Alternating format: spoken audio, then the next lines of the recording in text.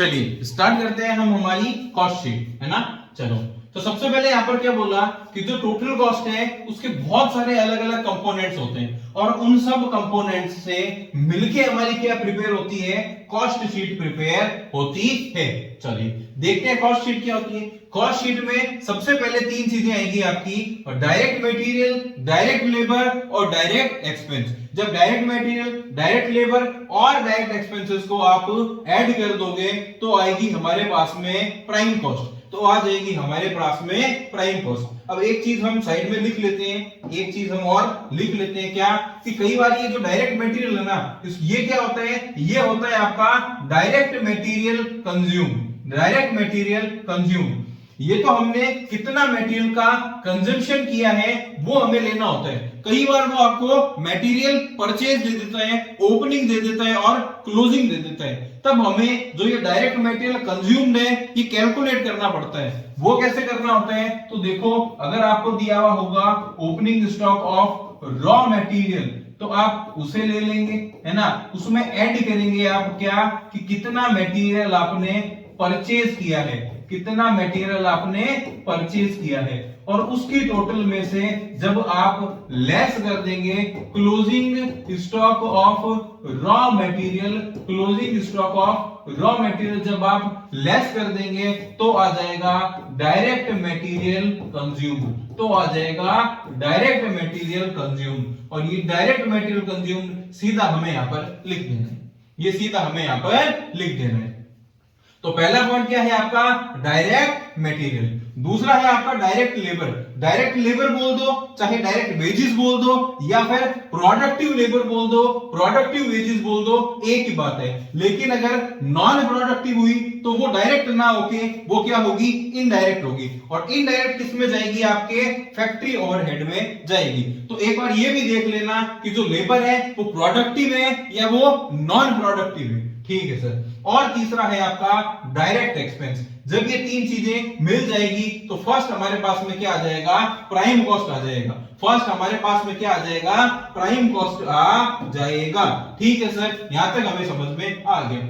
जब prime cost में add कर दोगे आप फैक्ट्री ओवरहेड बोल दो, प्रोडक्शन ओवरहेड बोल दो, मैन्युफैक्चरिंग ओवरहेड बोल दो, वर्क ओवरहेड बोल दो, या इनडायरेक्ट एक्सपेंस बोल दो, एक ही बात है। ये आप जब इसमें ऐड करेंगे तो आ जाएगा हमारे पास में वर्क कॉस्ट, आ जाएगी हमारे पास में वर्क कॉस्ट। अब इस कॉस्ट शीट में आपको दी भी नहीं है, लेकिन एक और चीज, ये वाली जो वर्क कॉस्ट है ना, ये है आपकी gross work cost, gross work cost. कई बार आपको जैसे opening stock of raw material और closing stock of raw material दिया हुआ है, वैसे आपको ओपनिंग स्टॉक ऑफ WIP दिया हुआ होता है। वो आप ग्रॉस वर्क कॉस्ट में क्या करते हो, ऐड करते हो, और क्लोजिंग स्टॉक ऑफ WIP क्या करते हो, लेस करते हो। इससे हमारे पास में आ जाता है net work cost, net work cost. तो ये वाली जो वर्क कॉस्ट है ये कौन सी है, आपकी नेट वर्क कॉस्ट है। इस क्वेश्चन, इस वाली आपकी कॉस्ट शीट में हम ये मान के चल रहे हैं कि WIP हमारे पास में नहीं है, इसलिए हमने सीधा वर्क कॉस्ट लिख लिया। तो अभी तक क्या हुआ, direct material, direct labour, direct expenses को जोड़ेंगे तो प्राइम कॉस्ट आएगी। प्राइम कॉस्ट में जब हम हमारा फैक्ट्री ओवरहेड जोड़ेंगे तो वर्क कॉस्ट आएगी। अगर आपको WIP का ओपनिंग क्लोजिंग दिया हुआ है तो ओपनिंग ऐड कर देंगे, क्लोजिंग लेस कर देंगे तो आ जाएगी नेट वर्क कॉस्ट। जब नेट वर्क कॉस्ट में आप ऑफिस एंड एडमिनिस्ट्रेशन ओवरहेड्स या एक्सपेंसेस जोड़ेंगे तो आ जाएगा हमारे पास में कॉस्ट ऑफ प्रोडक्शन। तो आ जाएगा हमारे पास में कॉस्ट ऑफ प्रोडक्शन, और कॉस्ट ऑफ प्रोडक्शन में ऐड करना है आपको opening stock of finished goods और लेस करना है आपको closing stock of finished goods. तो आ जाएगा हमारे पास में cost of good sold, cost of goods sold.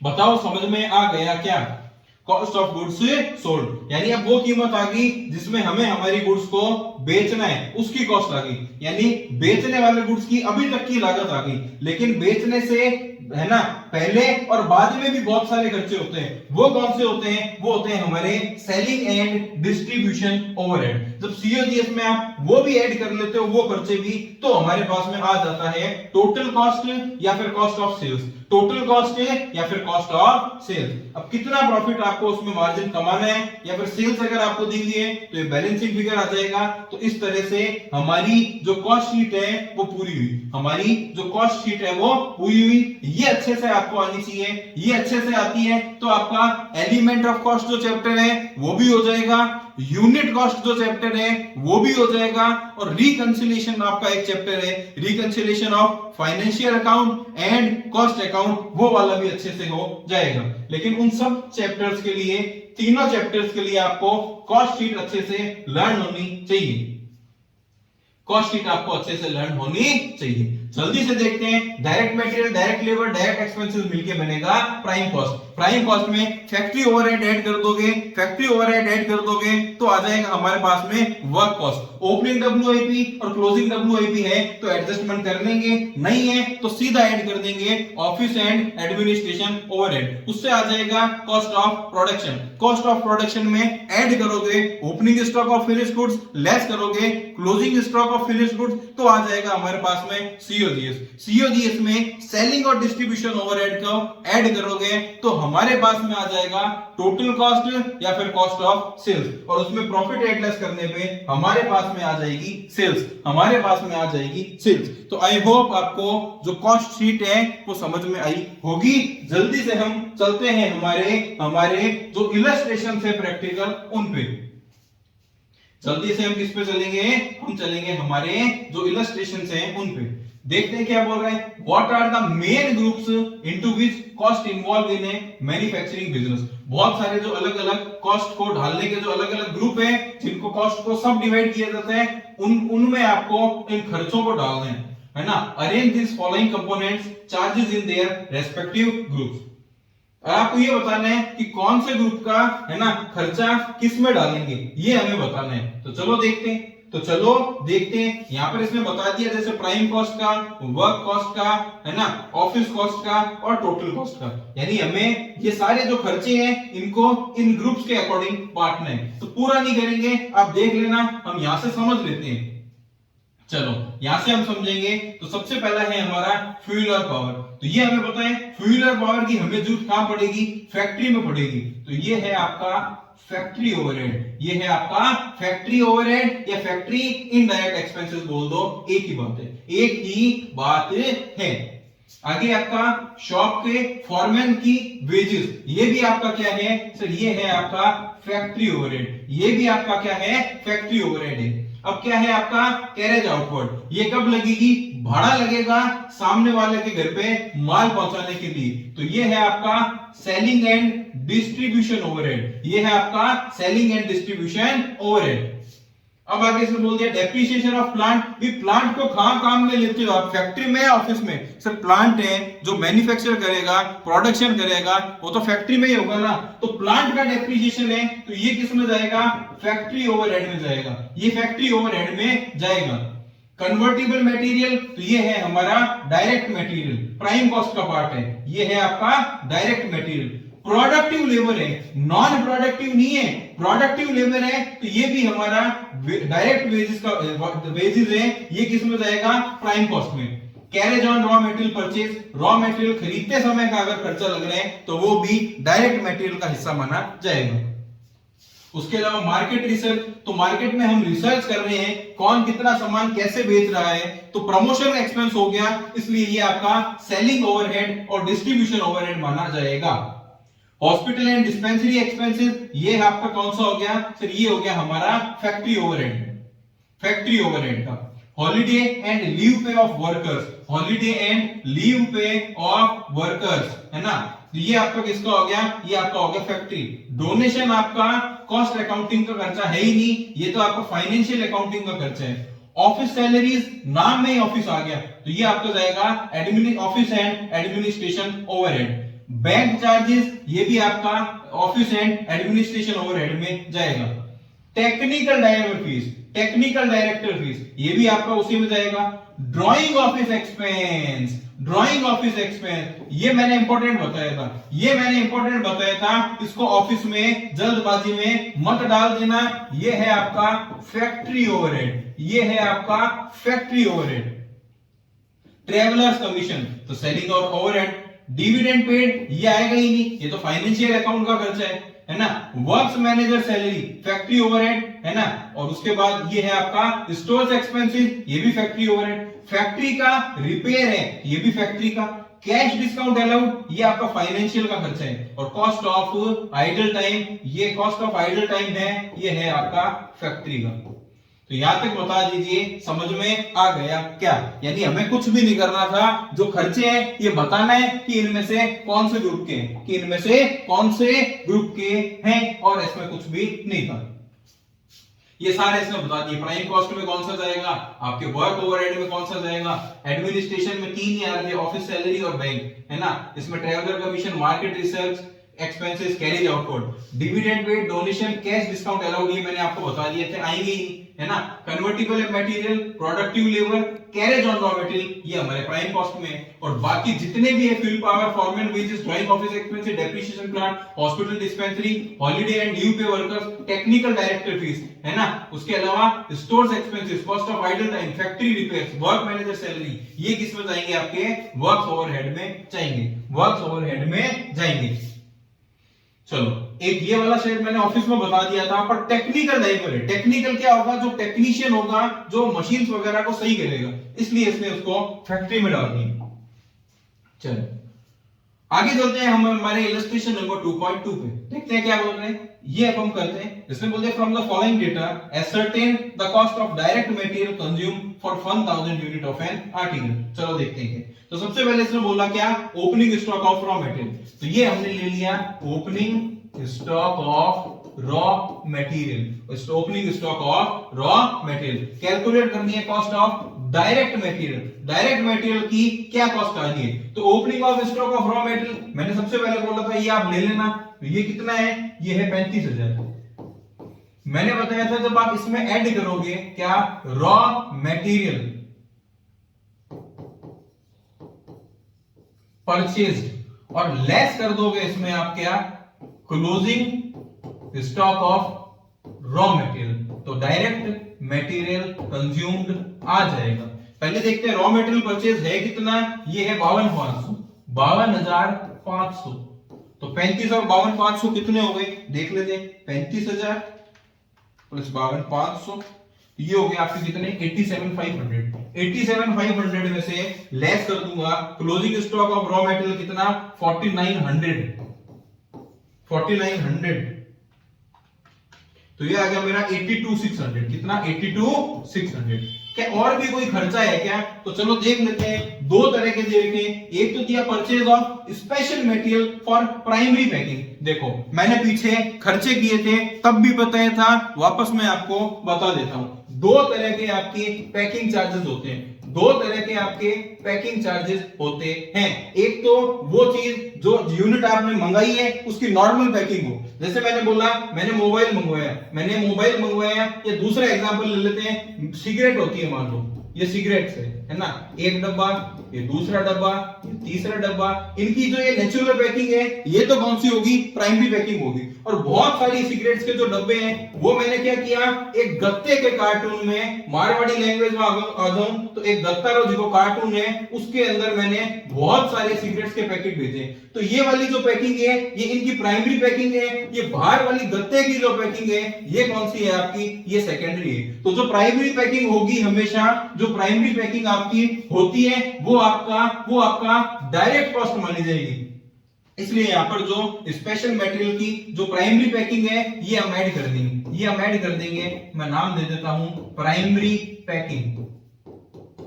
कितने की है, 1,000 की।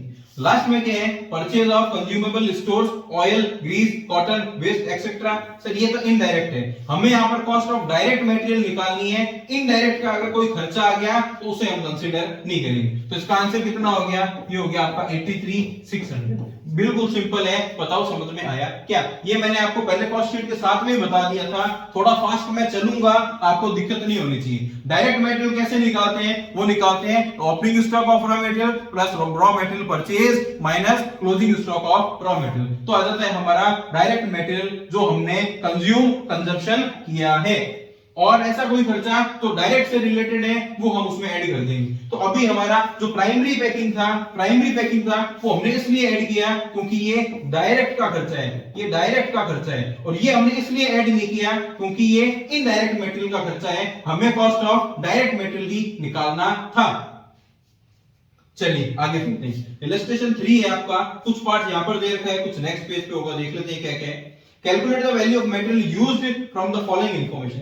एक तो बोला purchase of metal 1 lakh, opening stock कितना 20,000, तो मैं लिख लूंगा ओपनिंग 20,000 है और परचेज ऑफ मेटल 1 लाख है।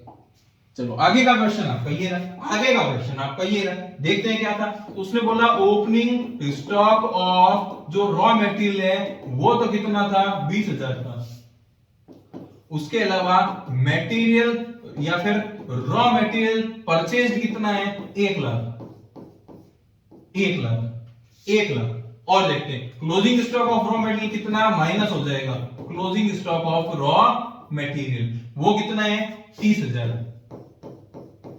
तो इसका मतलब जो मेरा डायरेक्ट मटेरियल कंजम्पशन आ गया वो कितना आ गया, वो आ गया मेरा 1,20,000 में से 30 के तो 90,000।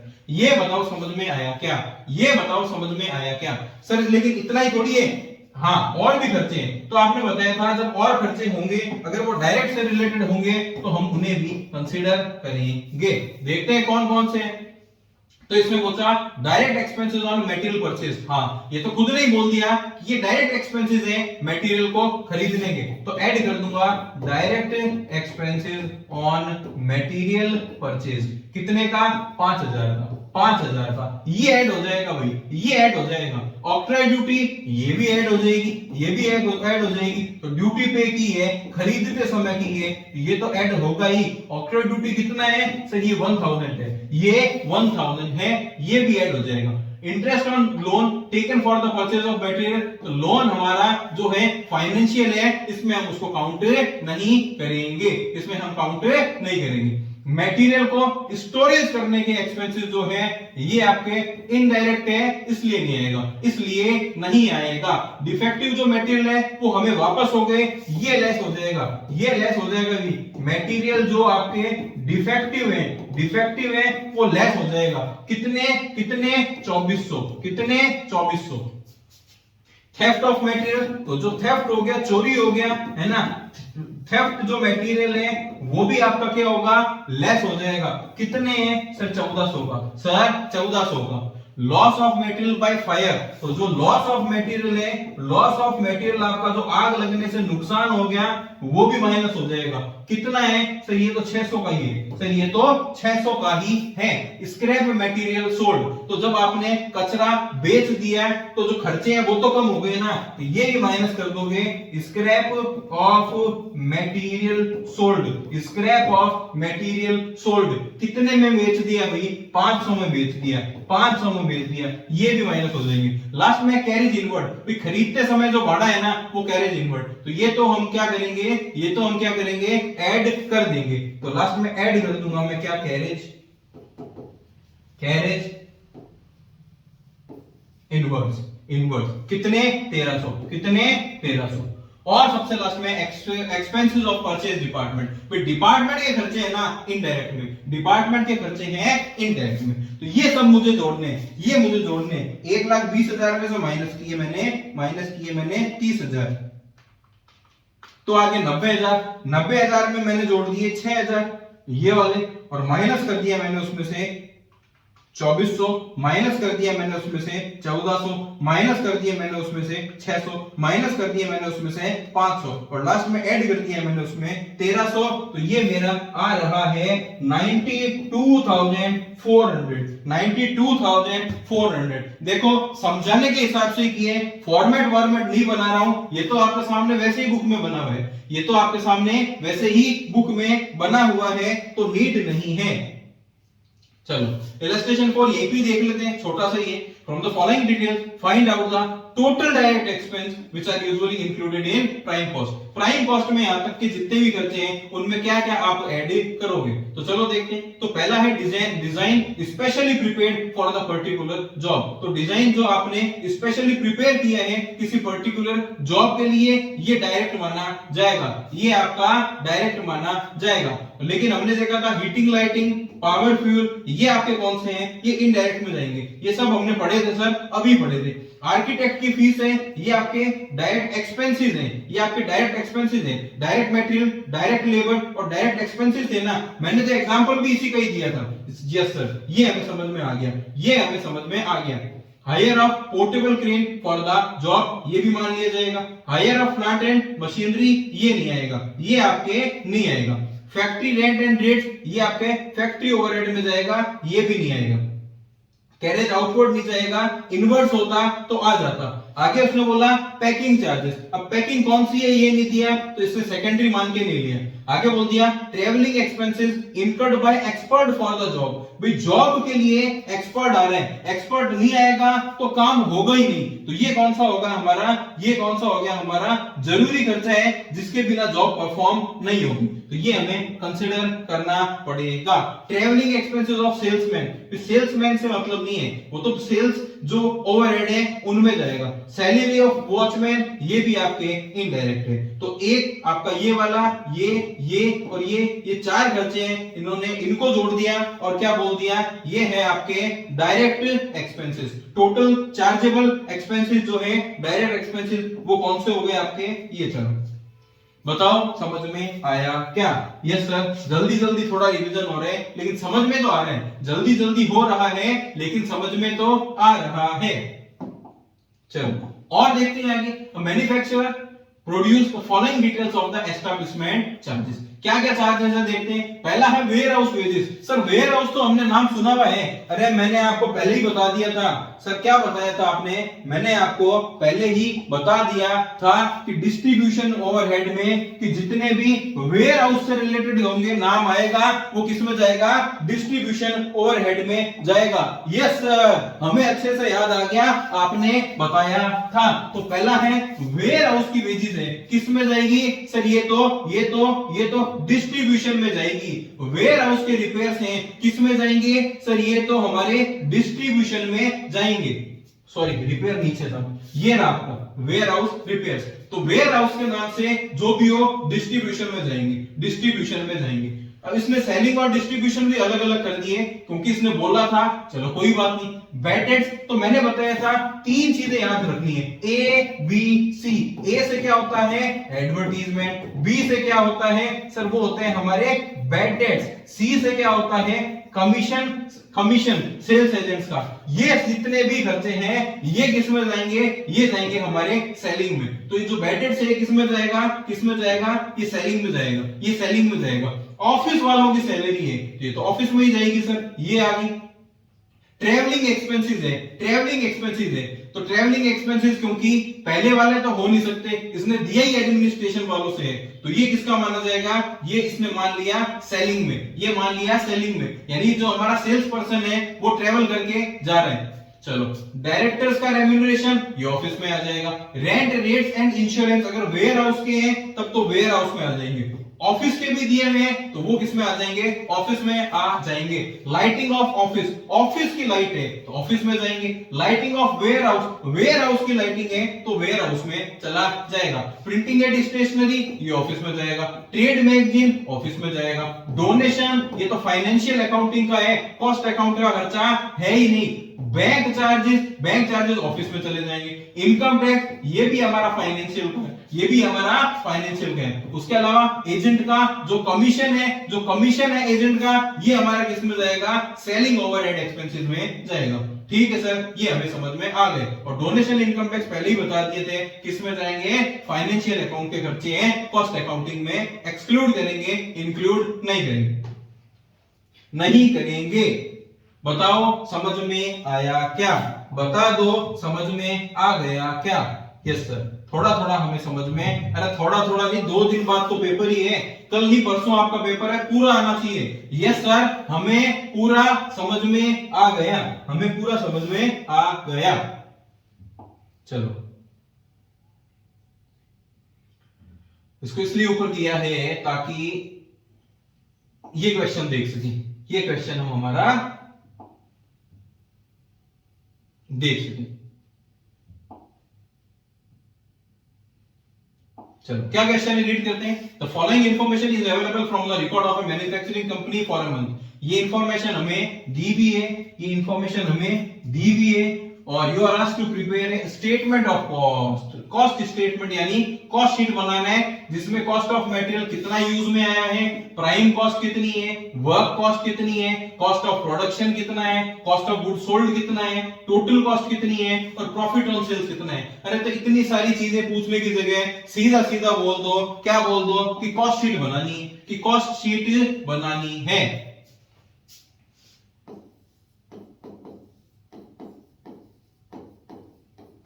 स्टेटमेंट शोइंग कॉस्ट शीट, ऐसा कुछ भी लिख दो, कहीं फर्क पड़ेगा। चलो, अब स्टार्ट करते हैं। तो स्टेटमेंट ऑफ कॉस्ट शीट में सबसे पहले क्या आएगा सर? सबसे पहली चीज आती है डायरेक्ट मटेरियल। सर सबसे पहली चीज आएगी डायरेक्ट मटेरियल, डायरेक्ट मटेरियल। और डायरेक्ट मटेरियल हमें सीधा दिया हुआ ही नहीं है, हमें तो opening, closing, raw material purchase, ये वाली चीजें दे दी, ये वाली चीजें दे दी। तो चलो वर्किंग नोट 1 हम बनाते हैं। उसमें मैंने आपको क्या बताया था सर? आपने बताया था कि opening stock of raw material लेना है, opening stock of raw material लेना है। उसमें ऐड कर दो, ऐड क्या कर दो? Raw material purchased, raw material purchased. कितना परचेज किया? 77 किया। टोटल कितनी होगी? ये होगी 0 0 0 7 12 9 12 92,000। पर राइटिंग ऐसी ही है, पर चलो अच्छे से लिख देते हैं 92,000। और माइनस करना है उसमें से क्या? Closing stock of raw material. कितना है क्लोजिंग? 12,000। कितना है क्लोजिंग? 12,000। तो ये में हमारा बच गया कितना? 80,000। ये है आपका रॉ मटेरियल कंज्यूम। अगर डायरेक्ट मटेरियल से रिलेटेड और कोई खर्चा नहीं है तो ये है आपका रॉ मटेरियल कंज्यूम, जिसको डायरेक्ट मटेरियल बोलते हैं। ये कितना आ गया सर? ये आ गया हमारा 80,000। 80,000, ठीक है, ये आ गया हमारा 80,000। तो देखो ये हो गया, ये हो गया, ये हो गया, ये हो गया। उसके बाद है मैन्युफैक्चरिंग वेजेस और नीचे है नॉन प्रोडक्टिव वेजेस। तो हमें पता है जो मैन्युफैक्चरिंग वेजेस है, हमें पता है जो मैन्युफैक्चरिंग वेजेस है वो वहां पर जाएगी डायरेक्ट वेजेस या डायरेक्ट लेबर के नाम से। एक ही बात है, एक ही बात है। कितनी है मैन्युफैक्चरिंग वेजेस? कितनी है सर? 20,000। 20,000 और डायरेक्ट एक्सपेंस कोई है नहीं, तो इसी को क्या बोल देंगे? इसी को बोल देंगे प्राइम कॉस्ट। प्राइम कॉस्ट कितनी सर? 1 लाख। कितनी सर? 1 लाख। चलो अब क्या आएगा? अब आएगा हमारा इसमें ऐड करने का क्या? Factory overhead. फैक्ट्री ओवरहेड कौन कौन से ऐसे खर्चे हैं जो फैक्ट्री ओवरहेड से रिलेटेड हैं? तो सर ये है, पहला है हमारा non productive wages. Non productive wages कितना है? 5,000। कितना है? 5,000। दूसरा है एक्सपेरिमेंट एक्सपेंस। भी हम फैक्ट्री में एक्सपेरिमेंट कर रहे हैं, एक्सपेरिमेंट का भी जो एक्सपेंस है वो भी हमारा आएगा। वो कितना है सर? वो है 2,000। छोटे मोटे जो खर्चे हैं वेस्टेज वास्टेज के, वो भी उसी में जाते हैं। तो वेस्टेज ऑफ मटेरियल कितना? 200। वेस्टेज ऑफ मटेरियल कितना? 200। और क्या है? और बचे कुचे other works expenses. Other works expenses कितने हैं? ये है 42,800। 42,800 और 200 43,000। 43 और 2 45,000। 45 और 5 हो गए 50,000। तो फैक्ट्री ओवरहेड कितना है सर? ये है हमारा 50,000। ये है हमारा कितना? 50,000। फैक्ट्री कॉस्ट बोल दो या वर्क्स कॉस्ट बोल दो, एक ही बात है। ये कितना आ गया सर, ये आ गया हमारा 1,50,000। ये कितना आ गया सर, ये आ गया हमारा 1,50,000। अब ओपनिंग क्लोजिंग WIP है नहीं, तो हम इसमें ऐड कर देंगे क्या, एडमिनिस्ट्रेटिव ओवरहेड। एडमिनिस्ट्रेटिव ओवरहेड, यहां पर एडमिनिस्ट्रेटिव खुद नहीं दिया, इसने बोल दिया एडमिनिस्ट्रेटिव का हम दूसरा नाम देंगे। क्या नाम देंगे हम एडमिनिस्ट्रेटिव का दूसरा नाम देंगे एस्टैब्लिशमेंट। Establishment expense.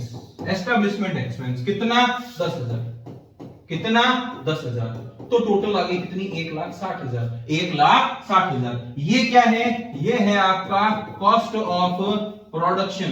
ये है आपका कॉस्ट ऑफ प्रोडक्शन। क्या ओपनिंग क्लोजिंग फिनिश गुड्स दिए हुए हैं क्या, हाँ सर ये तो दिए हुए हैं, तो ऐड कर दूंगा इसमें मैं opening stock of finish goods, और लेस कर दूंगा मैं इसमें से closing stock of finish goods. Opening कितना है 6,000 है सर, 6,000 है। क्लोजिंग कितना है 10,000, तो 6,000 ऐड करना है, 10,000 मुझे, सॉरी 16,000 है ना,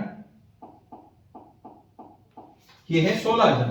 6,000 ऐड करना है और 16,000 लेस करना है, तो 166 में से 16 गए तो ये कितना बचा, ये वापस से बच गया हमारा कितना 1,50,000। ये वापस से बच गया हमारा कितना 1,50,000। क्या बच गया, COGS बच गया, COGS बच गया। अब ये भी हो गया, ये भी हो गया, ये भी हो गया। अब क्या है सेलिंग और डिस्ट्रीब्यूशन, तो ऐड कर दूंगा मैं इसमें selling and distribution overhead. Selling and distribution overhead ये रहा कितने का 30,000 का। तो आ जाएगी मेरे पास में कॉस्ट ऑफ सेल्स बोल दो, या फिर यहां पे मैं लिखता हूं टोटल कॉस्ट बोल दो, एक ही बात है। कितनी 1,80,000 की, 1,80,000 की। सेल्स कितनी है 2 लाख की, लास्ट में सेल्स कितनी है 2 लाख की, 2 लाख की। तो टोटल कॉस्ट है 180, सेल्स है आपकी 2 लाख की, बीच में बैलेंसिंग फिगर प्रॉफिट कितना बच गया सर, वो बच गया हमारा 20,000 का। वो बच गया हमारा कितना 20,000 का। ये क्या समझ में आया क्या, यस सर, हमें यहां तक बिल्कुल अच्छे से समझ में आया है। हमें यहां तक बिल्कुल अच्छे से समझ में आया है, क्योंकि हमने जो कॉस्ट शीट है उसको अच्छे से लर्न कर लिया था। और इस तरह से आपको जो वर्किंग नोट है वो भी बनाने हैं। जितने ज्यादा वर्किंग नोट बनाओगे, प्रेजेंटेशन अच्छा दोगे, हालांकि मैंने तो नहीं दिया पर आप दे देना, जितना अच्छे वर्किंग नोट्स होंगे, जितना अच्छा प्रेजेंटेशन होगा, बढ़ा चढ़ा के लिखोगे करोगे, उतने ही अच्छे आपको मार्क्स मिलेंगे। सर ऐसा होना तो नहीं चाहिए ना, यूनिवर्सिटी वाले ऐसा क्यों करते हैं, अब भाई ऐसा ही करते हैं, हम क्या कर सकते हैं।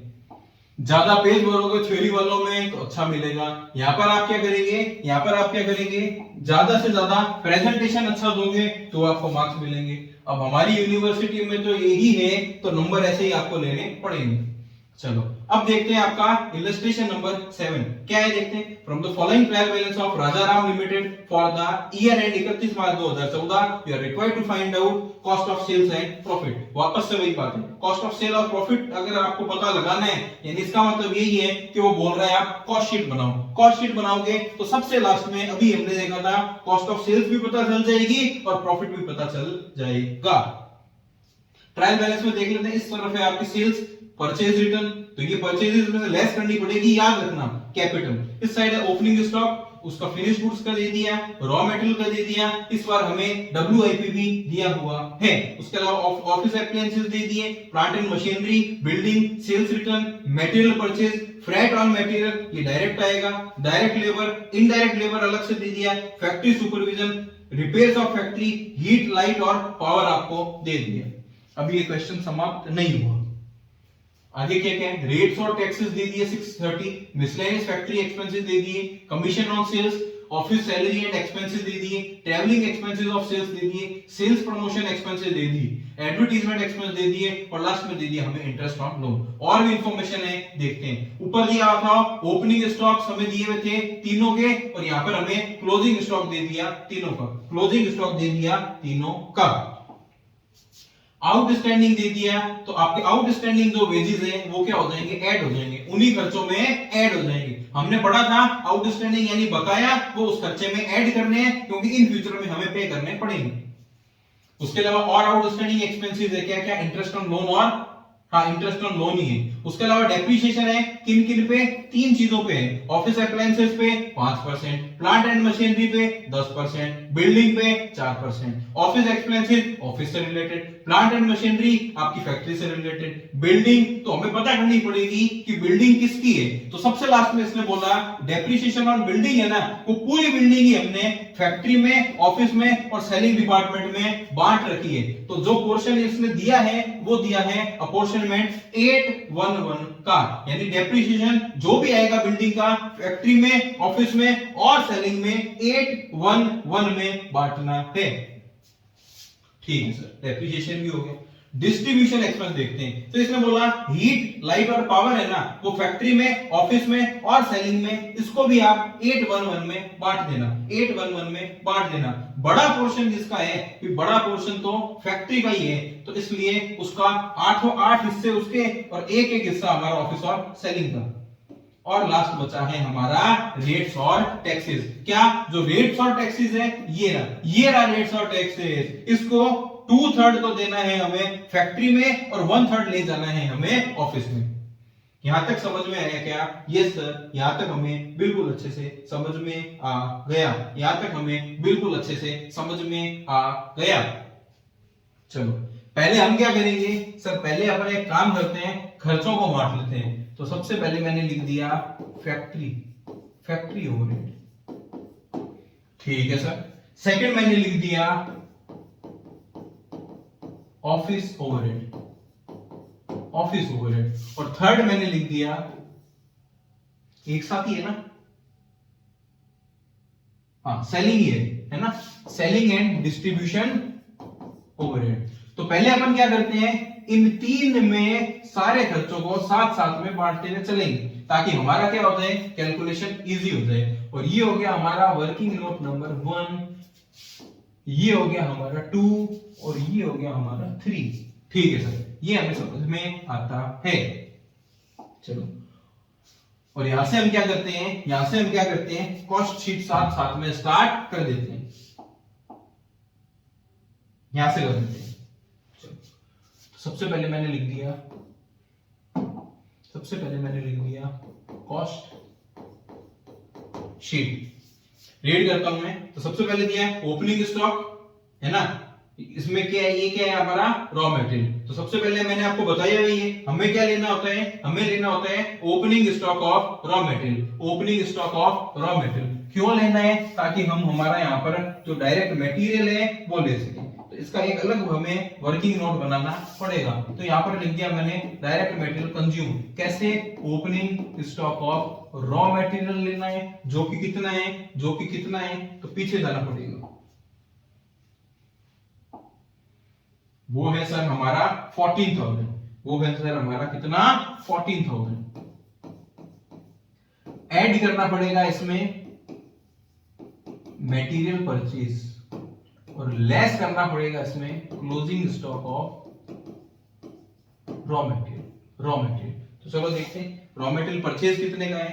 तो रॉ मटेरियल जो परचेज है वो ये रहा, वो है हमारा 32,000, वो है हमारा 32,000। और पीछे वाले पेज पे जो क्लोजिंग है हमारा वो है 18,000। जो क्लोजिंग है वो 18, यानी इसमें तो मैं ऐड कर दूंगा 32,000 और पूरा में मैं लेस कर दूंगा कितना, 18,000। ठीक है, तो ये आएगा मेरा कितना, 28,000। यहां तक बता दो, समझ में आ गया क्या कोई और डायरेक्ट खर्चा है क्या? हाँ, एक खर्चा सर हमें डायरेक्ट नजर आ रहा है, फ्रेट ऑन मटेरियल, और एक परचेज रिटर्न है जो हमें लेस करना पड़ेगा। तो फ्रेट ऑन मटेरियल जो है वो तो आप क्या कर दोगे, 1600 को ऐड कर दोगे, और जो परचेज रिटर्न है 480 का वो लेस कर दोगे। ऐड 1600 माइनस 480, ऐड 1600, ऐड क्या करूंगा मैं, 1600 कर दूंगा, माइनस कर दूंगा 480। ये 480 क्यों किया, ये परचेज रिटर्न है। और ये 1600 क्यों ऐड किया, क्योंकि ये डायरेक्ट मटेरियल कॉस्ट है हमारा, किस चीज का, फ्रेट का। ठीक है सर, तो ये आ जाएगा हमारा, देखते हैं कितना, ये होगा हमारा direct material 14,000 plus 32,000 minus 18,000 minus 480 और प्लस कर दिया मैंने 1600। ये आ रहा है मेरा 29,120, 29,120 तो सबसे पहले मैंने यहां लिख दिया क्या, डायरेक्ट मटेरियल, जो कि कितना है 29,120। जी सर, इतना हमें समझ में आ गया, इतना हमें समझ में आ गया। नेक्स्ट है आपका ऑफिस, प्लांट एंड मशीनरी और building. Office, plant and machinery, building 1740, 4650 और 20,000। इसका एक अलग वर्किंग नोट बनेगा। किस चीज का बनेगा सर? इसका बनेगा डेप्रीशिएशन का। डेप्रीशिएशन का 3 चीजों पे है। कितनी चीजों पे है? 3 चीजों पे है। ऑफिस अप्लायंसेस पे अलग है, ठीक है सर, प्लांट एंड मशीनरी पे अलग है, बिल्डिंग पे अलग है, और इसका जो भी डेप्रिसिएशन है उसको 8:1 के रेशो में बांटना है। चलो तो पहले इनकी कीमत लिख देते हैं। ये थी 1740, शायद ये थोड़ी सी प्रॉब्लम रहेगी आगे बीच वाली। ये थी 1740 की, 46,050 और बिल्डिंग है 20,000। 46,050, 46,050 और बिल्डिंग है कितने की? 20,000। अब हम देखेंगे कि रेट ऑफ डेप्रिसिएशन कितनी है। रेट ऑफ डेप्रिसिएशन है 5-10-4, 5-10-4। इसकी 5%, इसकी 10% और इसकी 4%। तो इसका 5% कितना होगा? 1740 का 5%, 1740 का सर 5% होगा सिर्फ 87, सिर्फ 87। ऑफिस से रिलेटेड है, ऑफिस ओवरहेड में जाएगा, ऑफिस ओवरहेड में जाएगा। तो मैंने लिखा डेप्रिसिएशन आया कितना? सिर्फ 87 का ही आया। ठीक है, ठीक है। ये प्लांट एंड मशीनरी फैक्ट्री से रिलेटेड है कितना? 46,050। 10% कितना होगा? 4605। किस में जाएगा? किस में जाएगा? फैक्ट्री में जाएगा, फैक्ट्री में जाएगा। डेप्रिसिएशन कितना? 4605, 4605। लास्ट क्या है? बिल्डिंग का कितना? 20,000 का 4%, 20,000 का 4%, 800। लेकिन इस 800 को 8:1 के रेशो में बांटना है। 640, 80 और 80, 640, 640, 80 और इसमें डेप्रिसिएशन कितना? 80, इसमें भी कितना? 80। ये बताओ समझ में आया क्या? ये 640 इसमें आ गया, 80 इसमें और 80 इसमें। क्यों? क्योंकि जो बिल्डिंग है वो तीनों यूज में ले रहे हैं। ये ज्यादा यूज में ले रहा है, ये दोनों कम यूज में ले रहे हैं। तो बिल्डिंग का जो डेप्रिसिएशन है वो तीनों में आ गया। ऑफिस का इसमें आ गया, प्लांट का इसमें आ गया। जी सर, ये हमें अच्छे से समझ में आया, ये हमें अच्छे से समझ में आया है। नेक्स्ट है आपका सेल्स रिटर्न। तो सेल्स में से लेस कर देंगे लास्ट में सेल्स रिटर्न। सेल्स रिटर्न कितना? 1400 का। कितना? 1400 का। ये ध्यान रखना, ये ध्यान रखना। ठीक है सर, ये भी हो गया। अब बात आती है डायरेक्ट लेबर की। तो सीधा सीधा दिया हुआ है, हाँ सीधा सीधा कितना? 16,000 का। तो यहां मैंने लिख दिया क्या? Direct labour. डायरेक्ट लेबर कितने का सर? आपने बताया सीधा सीधा 16,000 का। तो ये देखना चाहिए कितना 45,120 आएगा वैसे तो।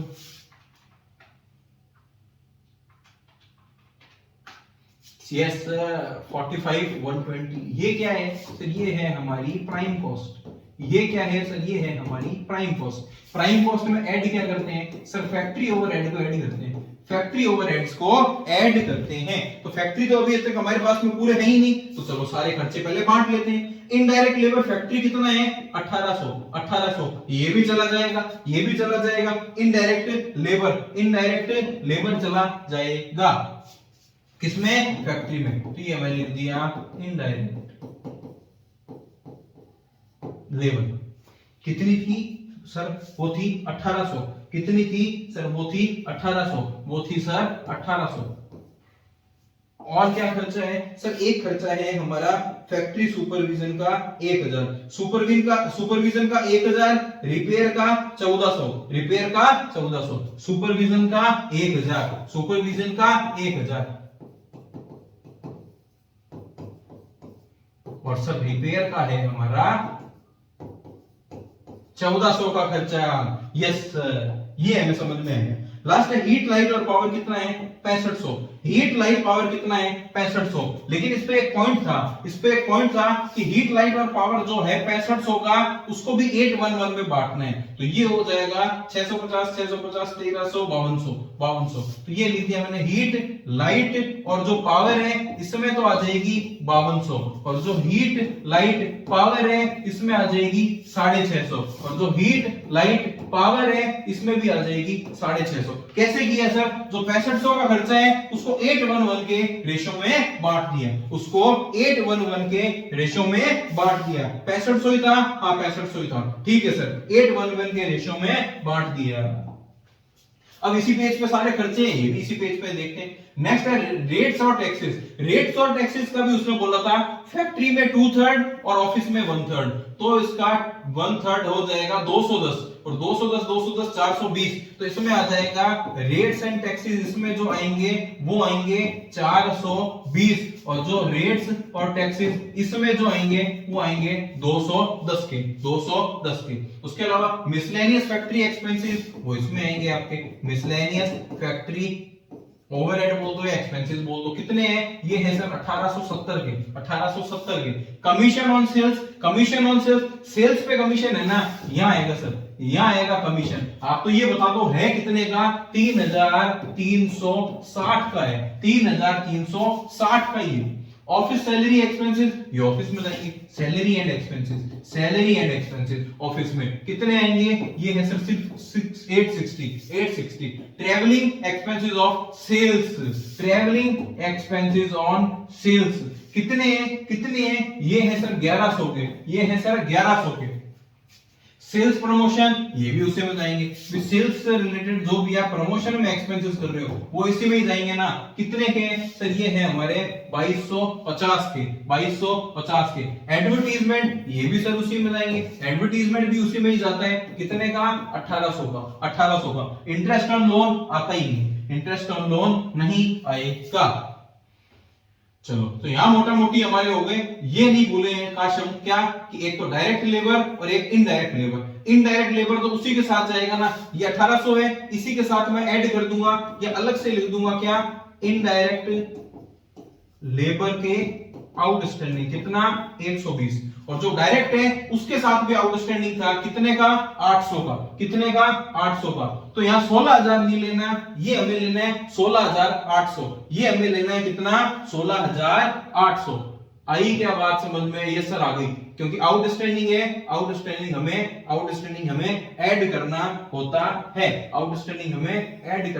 है, तो ये डायरेक्ट लेबर है, इसमें ऐड कर दिया मैंने आउटस्टैंडिंग, तो ये आ जाएगा मेरा कितना? 16800। ये 45120 आया था, 800 ऐड करने के बाद आ जाएगा 45920। चेक कर लेते हैं एक बार, कौन सा कहीं विदेश जाना है। ये रहा 45920, बिल्कुल सही है सर, बिल्कुल सही जा रहे हैं हम, कितना?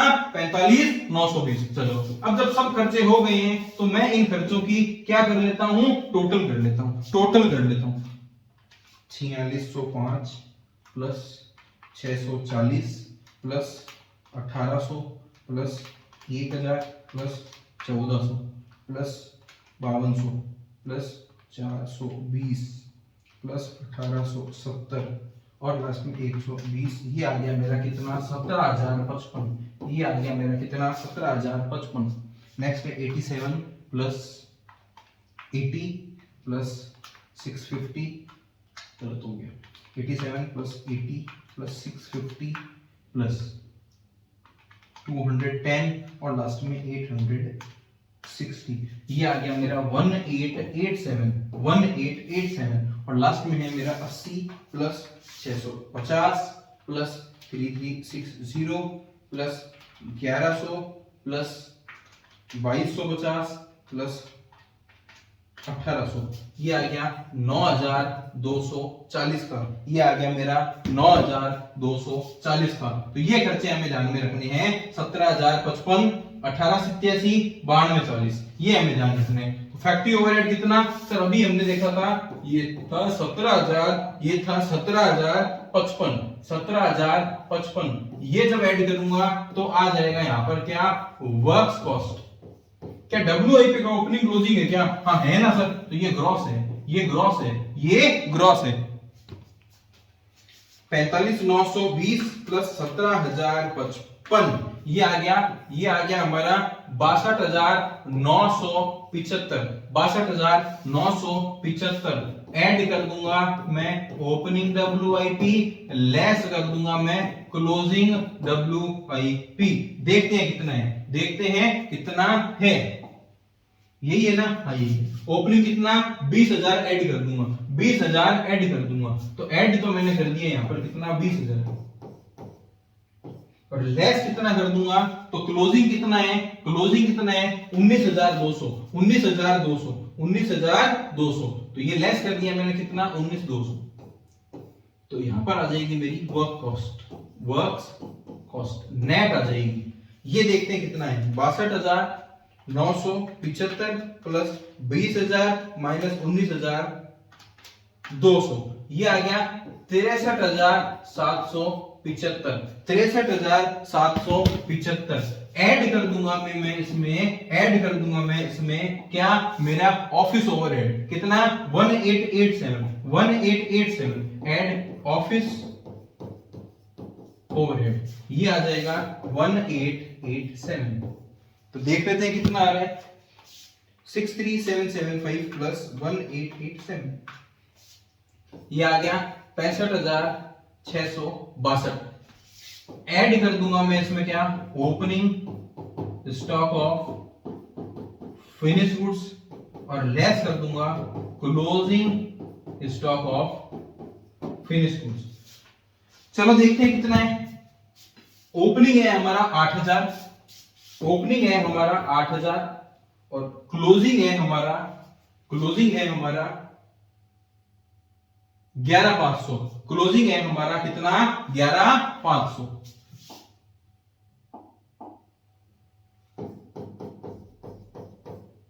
चलो तो आ जाएगा COGS देखते हैं 65,662 प्लस 8,000 और माइनस 11,500 ये आ गया 62,162 और ऐड कर दूंगा इसमें मैं डिस्ट्रीब्यूशन और सेलिंग ओवरहेड जो कितनी थी 9240 थी शायद 9240 थी कितनी 9240। तो ये आ जाएगी हमारी कॉस्ट ऑफ सेल्स 62,162 प्लस 9240 ये आ गया आपका 71,402। सेल्स देख लेते हैं कितनी है बैलेंसिंग फिगर में प्रॉफिट आ जाएगा। सेल्स कितनी है सेल्स है 76,800 लेकिन अपोजिट तरफ सेल्स रिटर्न माइनस करना है हमें वो कितना है 1400। तो नेट सेल्स हमारी कितनी है नेट सेल्स है हमारी 75,400। ये सेल्स है ये टोटल कॉस्ट है कितनी 71,402। तो ये आ गया हमारा प्रॉफिट कितना 3998 का 3998 का। यहां तक बताओ आपको समझ में आया क्या? थोड़ा बड़ा तो था लेकिन इंपॉर्टेंट है 20 मार्क्स में आने लायक है इसीलिए मैंने आपको ये करवाया है। ये देखो 3998 71,402 और 75,400। यहां तक बताओ समझ में आ गया क्या? यहां तक प्लीज आप मुझे बता दो समझ में आ गया क्या? यस सर हमें अच्छे से समझ में आ गया, हम आगे बढ़ सकते हैं। आगे मैं एक भी नहीं करवाऊंगा आप ही को करने हैं बस हम समझ लेंगे क्या है। अरे सर इतने सारे खर्चे, हाँ इतने सारे खर्चे अब आपको लेकिन पता है ना कौन सा खर्चा कैसे बांटना है। यस सर अब हम अच्छे से समझ गए और हमें पता भी है कि कौन सा खर्चा कैसे बांटना है। Direct wages material issued to job ये डायरेक्ट मटेरियल हो गया, ये डायरेक्ट वेजेस हो गई, ये भी डायरेक्ट मटेरियल का पार्ट है। ये फैक्ट्री ओवरहेड डिस्ट्रीब्यूशन है ना, फैक्ट्री ओवरहेड ऑफिस का खर्चा है ना, ये आपका फैक्ट्री का इंटरेस्ट और लोन आएगा ही नहीं। यस सर अब हमें सारे समझ में आने लग गए। सैलरी टू मेंटेनेंस वर्कर ये भी आता है, ऑफिस रेंट ऑफिस से related, salary to salesman sales से related, postage and stationery office से रिलेटेड, सेल्समैन का कमीशन सेल्स से रिलेटेड, ट्रैवलिंग एक्सपेंसेस तो सेलिंग एंड डिस्ट्रीब्यूशन से रिलेटेड। मशीन को रिपेयर करना है और मशीन का डेप्रिसिएशन है, किस में जाएगा? फैक्ट्री में जाएगा। डायरेक्टर ऑडिटर किस में जाएगा? ये सर हमारे ऑफिस में जाएंगे। डिलीवरी वैन डिस्ट्रीब्यूशन में जाएगा। डोनेशन आएगा ही नहीं। बैंक चार्ज ऑफिस का। डिस्काउंट अलाउड आएगा ही नहीं। बैड डेट सेल्स का। लीगल एक्सपेंसेस ऑफिस का। ड्राइंग ऑफिस एक्सपेंस सर ये तो आपने स्टार मार्क करके इंपॉर्टेंट बताया था कि ये किसका होता है? ये फैक्ट्री का होता है। ये किसका होता है? फैक्ट्री का होता है। नाम में ऑफिस है, आएगा फैक्ट्री में। रॉयल्टी सर ये तो हमारा डायरेक्ट एक्सपेंस है, जो डायरेक्ट मटेरियल, डायरेक्ट लेबर और तीसरा हमारा डायरेक्ट एक्सपेंस होता था ना, रॉयल्टी उसका है। रॉयल्टी उसका है, रॉयल्टी उसका हिस्सा माना जाएगा। डिविडेंड आएगा ही नहीं। मार्केट रिसर्च सेलिंग में जाएगा। ट्रांसफर टू रिजर्व आएगा ही नहीं। फ्री सैंपल डिस्ट्रीब्यूटेड तो ये आपका जाएगा सेलिंग में, ये जाएगा सेलिंग में। तो इस तरह से आपको सारे खर्चों के अपने जो हैं फैक्ट्री के, एडमिनिस्ट्रेशन के, सेलिंग डिस्ट्रीब्यूशन के में क्या करने, डालने और उससे आपको जो कॉस्ट शीट है वो प्रिपेयर करनी है। ये वाला क्या है? होमवर्क। ये वाला क्या है? होमवर्क। मटेरियल से रिलेटेड इंफॉर्मेशन, ये मैन्युफैक्चरिंग में है तो ये किस में जाएगा? फैक्ट्री में जाएगा। प्राइमरी पैकिंग है तो डायरेक्ट मटेरियल में ऐड होगी। सेलिंग है तो सेलिंग ओवरहेड में जाएगा। फैक्ट्री है तो फैक्ट्री ओवरहेड में जाएगा। ऑफिस से रिलेटेड है तो ऑफिस में जाएगा। तो इतने सारी मटेरियल की चीजें जाएगी सब अलग अलग। Labour in process, in production process है तो ये डायरेक्ट लेबर होगी। सुपरविजन वाली है तो ये इनडायरेक्ट लेबर होगी जो फैक्ट्री में जाएगी, फैक्ट्री में जाएगी। एक्सपेंसेस में इसने खुद नहीं बोल दिया, डायरेक्ट 11,000 है और इनडायरेक्ट 2 है। ये फैक्ट्री का, ऑफिस का ऑफिस में। डेप्रिसिएशन फैक्ट्री का फैक्ट्री में जाएगा। ऑफिस बिल्डिंग और इक्विपमेंट्स का डेप्रिसिएशन है वो ऑफिस में जाएगा। सेलिंग एक्सपेंसेस सेलिंग में जाएगा। फ्रेट ऑन सेल्स है सेलिंग में जाएगा। एडवर्टाइजमेंट और बैड डेट है ये भी सेलिंग में जाएंगे। यहां तक हमें कोई दिक्कत आनी नहीं चाहिए। बस ये वाला पॉइंट थोड़ा सा ध्यान में रखना है। मैं देख लेता हूं कि इसका टोटल कॉस्ट कितना आ रहा है, फिर ये पॉइंट समझा देता हूं। जैसे सारे खर्चे जब आप जोड़ दोगे तो टोटल कॉस्ट आ रही है 177,300। कितनी? 177,300 आ रही है। मान लो इसमें आपकी टोटल कॉस्ट। ऐड क्या करते हो सर? ऐड प्रॉफिट करते हैं। तो प्रॉफिट ऐड करने के बाद आता क्या है सर? सेल्स आता है। तो इसने क्या बोला? इसने बोला कि आप जितनी भी कॉस्ट है उसमें प्रॉफिट आप ले लेना सेल्स का 20%। सेल्स का 20%? जी हाँ। कैसे करेंगे सर? आप मानोगे कि अगर सेल्स 100 है ना तो प्रॉफिट कितना है? 20 है और जो कॉस्ट है वो कितना है? 80 है। वो कितना है? 80। अब ये अगर टोटल कॉस्ट है और ये 80 के बराबर है तो डिवाइड कर दो 80 से और मल्टीप्लाई कर दो किससे? 20 से। और यहां पर मल्टीप्लाई कर दो किससे? 100 से। किससे? 100 से। तो आप बोलोगे 1,77,300 जो है वो 80 के बराबर है तो 20 के बराबर कितना होगा? तो ये आ जाएगा आपका 44,325। 44,325 और दोनों को जोड़ के या इंटू 100 अगर आप करोगे तो आ जाएगा 2,21,625 की सेल्स। चेक करवा देता हूं।